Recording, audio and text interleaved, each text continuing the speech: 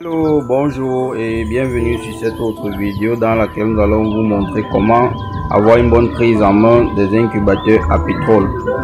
Donc, lorsque vous recevez un incubateur Helio à pétrole, ce qu'il faudra faire, déjà la meilleure configuration par excellence, c'est l'utilisation d'une batterie et d'une lampe à pétrole. Vous voyez ici, la batterie va permettre d'avoir un système automatisé et la lampe va permettre de fournir le chauffage dans l'incubateur. Donc, lorsque vous allez recevoir votre incubateur, vous allez commencer déjà d'abord par déconnecter les deux fils ici là derrière. Vous allez les débrancher. Lorsque vous recevez votre incubateur, vous les déconnectez. Généralement, c'est deux fils de même couleur qui sortent d'un trou, le même trou. Vous les déconnectez. Une fois que vous avez déconnecté, vous branchez votre batterie. Vous voyez, le marron pour la borne positive et le bleu pour la borne négative. Vous voyez, vous branchez ainsi sur votre batterie. Là, vous avez une température qui est contrôlée et automatique. Vous voyez, donc si vous avez maintenant des températures qui montent excessivement dans votre incubateur, ce que vous allez faire, c'est juste d'ouvrir la chambre à combustion ici et de jouer sur les niveaux de flamme. Si les températures au niveau du contrôleur sont très hautes, c'est-à-dire dépassent ou traversent les 37,5 ou 37,7 qui est en consigne, ce que vous faites, c'est que vous baissez légèrement juste le niveau de flamme dans votre lampe. Vous baissez et vous patientez 30 minutes. Vous observez comment est-ce que la température elle va se comporter par la suite. Vous voyez, c'est en fait ça le jeu. Donc vous baissez et à chaque fois vous contrôlez. Ça c'est la combinaison des deux.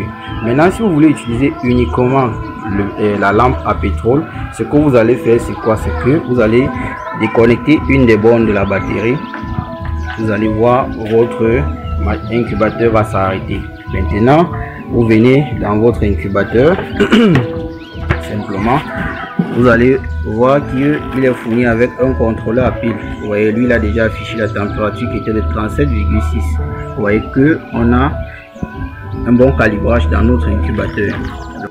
Comme je disais, vous avez la possibilité soit de le laisser à l'intérieur et d'ouvrir de temps en temps pour vérifier que vous avez le bon niveau de calibrage. Donc c'est-à-dire quoi?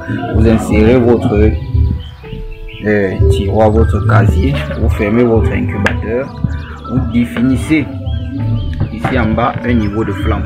Vous voyez, vous fermez, vous patientez 30 minutes. 30 minutes après, vous ouvrez votre incubateur, vous vérifiez le niveau de température que vous avez là. S'il est idéal, vous conservez ce niveau de flamme. S'il n'est pas idéal, vous augmentez ou vous diminuez le niveau de flamme. Ici, vous avez votre bac pour verser de l'eau qui peut être manuel comme ceci ou un approvisionnement automatique, ou soit simplement contrôler régulièrement votre hygrométrie. Vous voyez, contrôlez votre hygrométrie progressivement.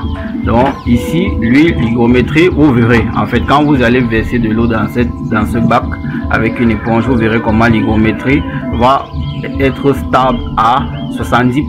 En fait, ça sera 70% stable durant votre processus d'éclosion ou de couvaison. Donc ça dépendra comment vous allez utiliser votre incubateur. Vous voyez, donc c'est en fait un peu ça. Vous avez votre contrôleur à pile lorsque vous êtes uniquement à pétrole et en même temps il vous servira pour contrôler votre hygrométrie. Donc le voici ici. Vous verrez ici, il a deux écrans. Il a dans son écran, il a deux compartiments. Autant pour moi, il a la température ici à l'angle et il a l'hygrométrie de l'autre côté. Donc selon comment vous allez l'utiliser, si c'est uniquement à pétrole, comme là maintenant, vous avez besoin de lui. Absolument besoin de lui, car c'est lui qui vous dira le niveau de température et le niveau d'hygrométrie. Si maintenant vous êtes combiné entre la batterie et votre lampe à pétrole, vous avez besoin de lui uniquement pour vérifier le niveau d'hygrométrie à l'intérieur. Il ne servira plus à rien. Donc soit vous le placez, vous le positionnez à l'intérieur, soit vous l'envoyez dans l'un de ces trous comme ceci là, simplement. Donc vous le prenez, vous le plongez ici en bas dans l'un de ces trous tout profonds, vous voyez, et vous le déposez sur votre incubateur. Il vous dira le niveau de température dans l'enceinte. C'est en fait ainsi que fonctionne ce modèle. Donc soit vous utilisez votre batterie. Et maintenant en ce qui concerne la recharge de la batterie, ça sera à vous de voir. Soit vous utilisez un chargeur électrique comme dans les vidéos précédentes, soit vous utilisez un système solaire pour recharger votre batterie. Mais la combinaison de ces deux, je dis bien avec une batterie de 75 ampères-heure, vous vérifiez que l'arrière est déconnecté. Vous avez une autonomie d'au moins 48 heures. C'est-à-dire si vous êtes dans des conditions extrêmes, il pleut beaucoup ou il fait beaucoup froid, votre batterie vous tiendra carrément 48 heures une fois qu'elle est pleine. Donc merci d'avoir regardé la vidéo et à la prochaine.